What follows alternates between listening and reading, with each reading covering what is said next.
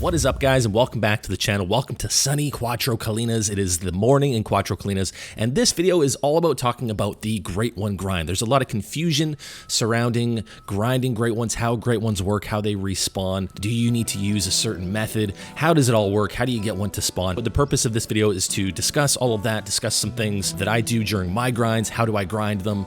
Do I use a method, or do I just rely on the game to respawn animals? We're going to get into everything that I know about grinding for a Great One. I hope you guys enjoy this video. Don't forget to drop a like on it if you do. Subscribe to the channel if you haven't already. But without further ado, let's just jump straight into the video.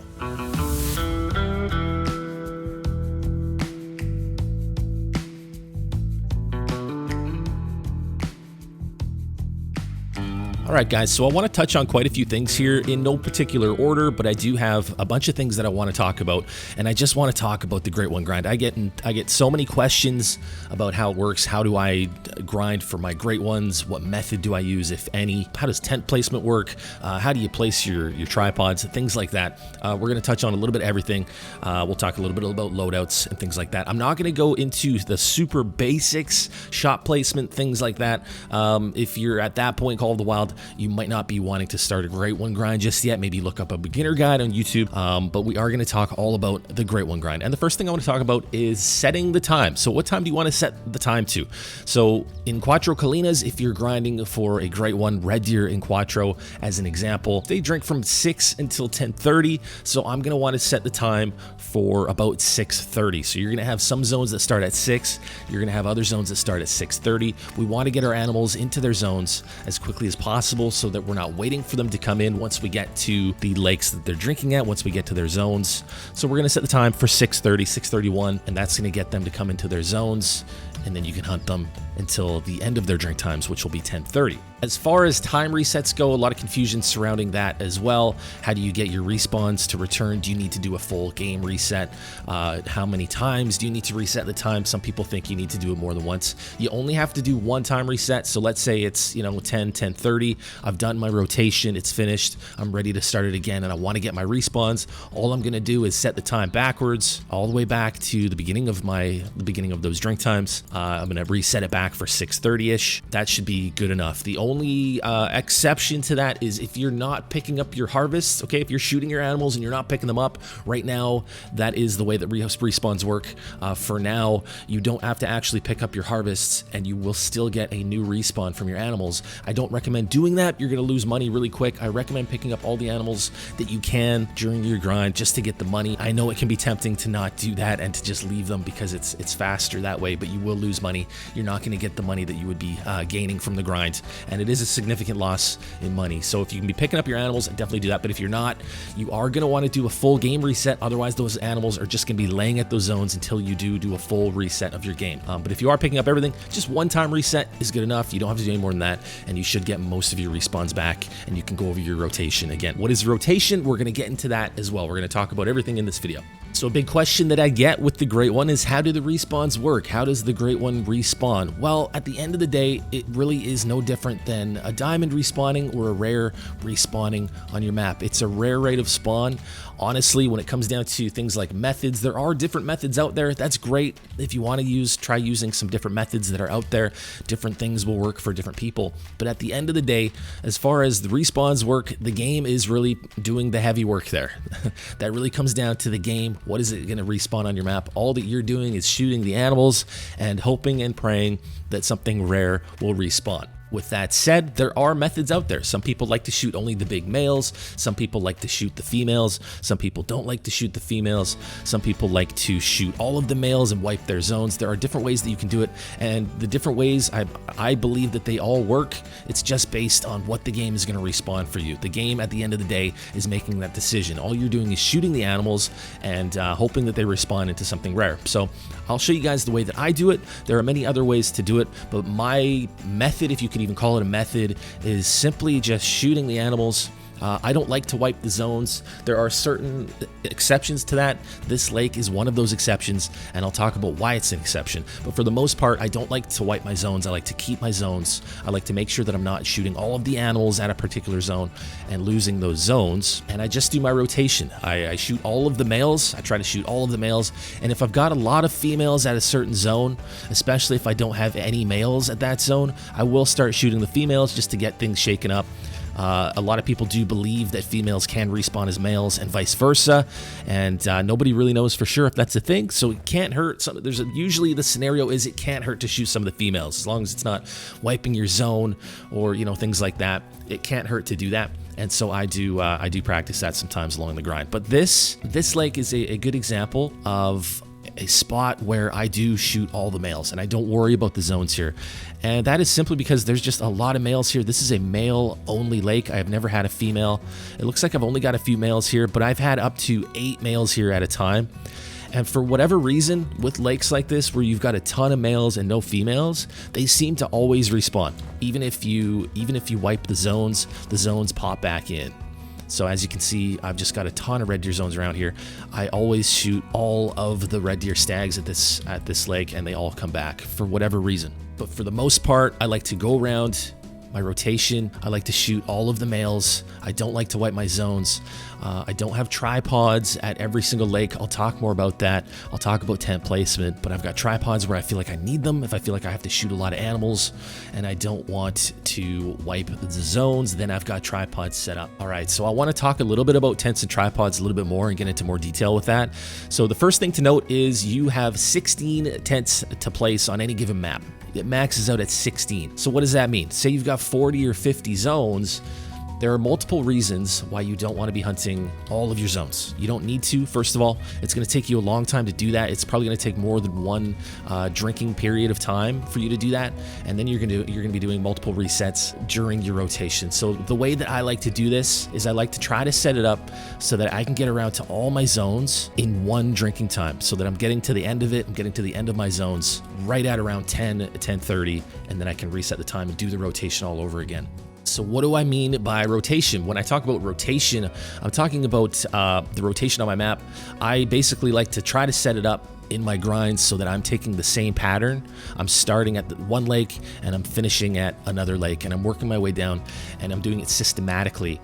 And that way you can start to memorize the way that you're doing it, and you won't have to think as much. You can just kind of go through your rotation, right? And basically you can get through your entire rotation faster and more efficient that way if you're doing it the same way every single time.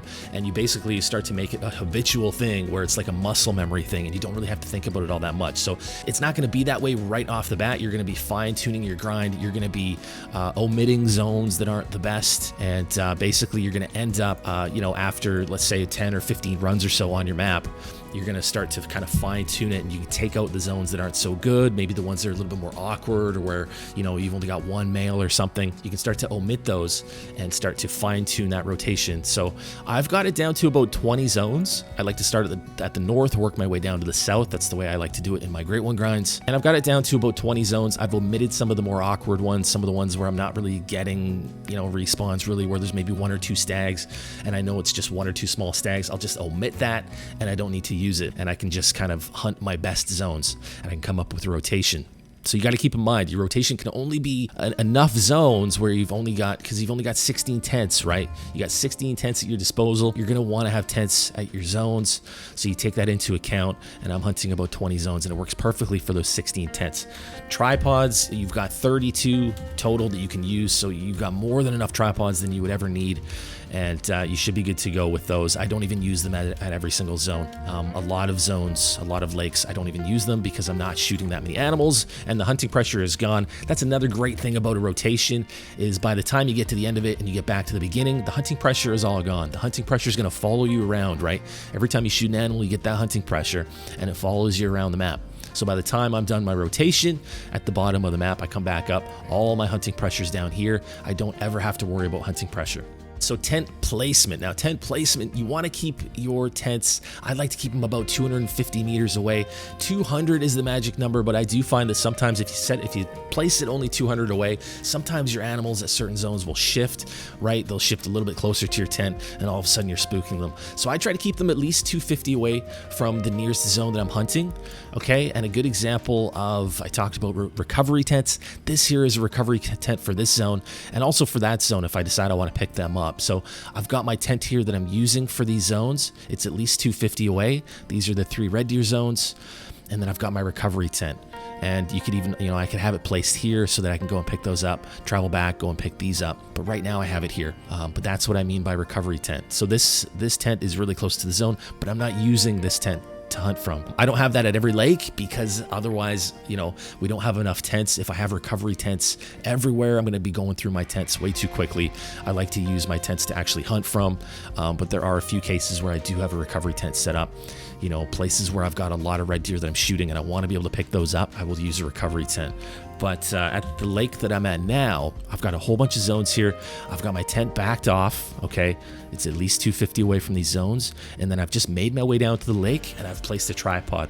Tripods only need to be about 150 meters away. You shouldn't have any problem like this red deer here is about 250 away, but I find that tripods, as long as they're 150, you can be safe with it, place them at least 200 away, but you shouldn't be spooking animals at least about 150 away. You should be fine, and it shouldn't spook animals getting up on them. So you're just going to kind of creep down from your tent, get onto your tripod safely. Another good example of that, I've got that same kind of setup right here. My tent is backed off so that I'm not spooking the animals when I come and spawn in on my tent, and then I can just sneak down to my tripod and get up and start shooting these 3 zones. It's really, really important. I can't stress it enough. You don't have to hunt all of your zones, right? Another good example of that is I do actually have, I'm pretty sure I've got a red deer zone right here where I've got this tent placed, but because this is it's so important that I have my setup here, I've decided to omit that zone, okay? So I know there's only a couple stags here. I checked, I made sure there wasn't a diamond or a rare or a great one there. I made sure of that, and I just decided, okay, I'm not gonna hunt that zone because this is the perfect spot where I want this setup to be. So you can keep that in mind. You don't have to hunt every zone, and you're not gonna want to hunt every zone. It's gonna be too many zones, you don't have enough tents for that, and you don't have enough time to get through your rotation. So like I said, your best 15, anywhere from 10 to 20 zones. You could even do it with 10 zones. I would say pick 15 to 20, your best zones, set everything up, and start working on your rotation. Start getting used to doing the same rotation every time. And you should be able to start really, really firing through your rotations fast, and you can be really efficient on these grinds. You should be able to kill like 100 red deer, in like an hour and a half. You should be able to pull off 100 red deer or whitetail or whatever species. This is not only for red deer. This guide is for any great one. This is not for red deer only. This is for whitetail. This is for any great one. This is really just a grinding guide, a great one grinding guide, just the fundamentals of grinding in general.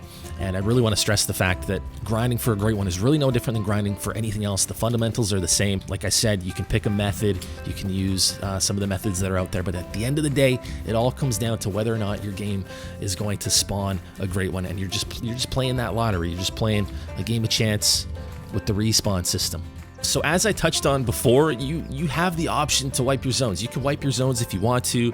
Anytime you wipe a zone, it's gonna either repop in the same place or it's gonna respawn somewhere else. It's a lot like killing an animal. Sometimes it's gonna spawn in the exact same place. Sometimes it's gonna spawn somewhere else.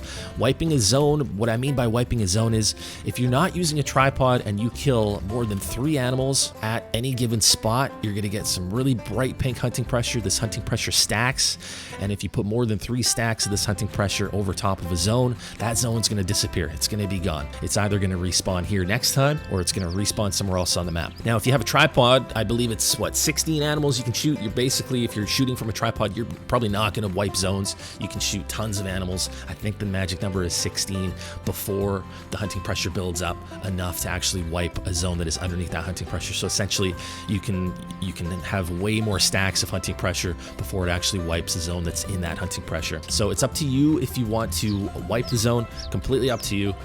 Some players do like to do that, and some players don't. It's entirely up to you whether or not you want to do it that way. The other way that you can wipe a zone is just by killing every animal at a zone. So if I have 5 red deer here and I shoot all 5 of them, that's going to wipe that zone. So you always want to leave one animal, whether it be whitetail, red deer, whatever it is that you're hunting. Leave one animal if you don't want to wipe that zone. Now, another thing I want to talk about, so this is a good example. I've got one stag here. You know, a big question that I get a lot is, what do I shoot at the zones? You know, do I shoot these hinds? If I've got, say, 2 or 3 stags, do I kill all the stags? Do I leave one stag? It really doesn't matter in my experience. Shoot all of the stags, shoot all the bucks, shoot all the males.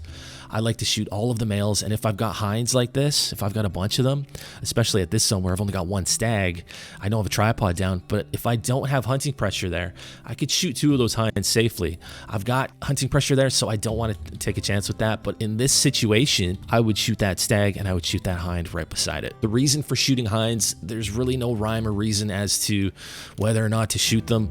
Other than, you know, for me, it's just a matter of, like, it can't hurt to do that. I might get a melanistic hind back. I might get really lucky and it might repop as a male if that's possible. Nobody really knows if that is possible. There's nothing bad that could really come from it, right? There's nothing that's going to hurt my grind doing that. So there's no point, you know, in not doing that. So we're going to shoot that hind. Then we're going to shoot the stag as well. As far as what guns to use, what collars, I mean, that's going to depend on what you're grinding. There are different options for, you know, for different animals. You just want to make sure that you have the collar. So I don't have the red deer collar on me. So, you know, if I'm grinding red deer, I want to make sure I have that red deer collar. If I'm grinding whitetail, I want to make sure I have one of the whitetail collars. And then I just have, you know, I got my main weapon for red deer and for whitetail. I like to use the 308. Let's say, you know, if moose is the next great one, I'm going to use the 300, but it's really entirely up to you.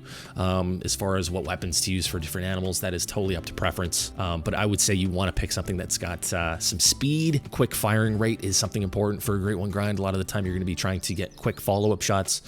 So you're definitely going to want to use the 300 over the 338. With the 338, you know, if you're grinding moose or something like that, definitely going to want something like the 300. You got 4 rounds as opposed to only 1 before having to reload the weapon. So those are the things to take into account. But other than that, it really does come down to preference as far as what gun you're going to use. But that's pretty much it, you guys. I wanted to touch on some of the main points. I get so many questions in the streams. I get so many questions where it really feels like a lot of people are really overthinking the Great One Grind and overcomplicating it, which is totally unnecessary, I think. There are different methods, but it can get confusing. I realize it can get confusing seeing all the different methods that a lot of different people use, things like that. But at the end of the day, it's totally up to you. It's just a matter of the game respawning a rare animal, right? The Great One is a rare spawn. You shoot your animals, they respawn randomly based on the rates of respawn, and you're just hoping for a great one to pop. And it's really no different than respawning, you know, a diamond or a rare. And yeah, that's pretty much it. I just wanted to make this video. I hope it does help you guys. If it does, don't forget to drop a like on it. Subscribe to the channel if you haven't already. We're on the road to 30,000 subscribers. We're getting close to 27K. Thank you guys so much. And as always, I will see you guys in the next one.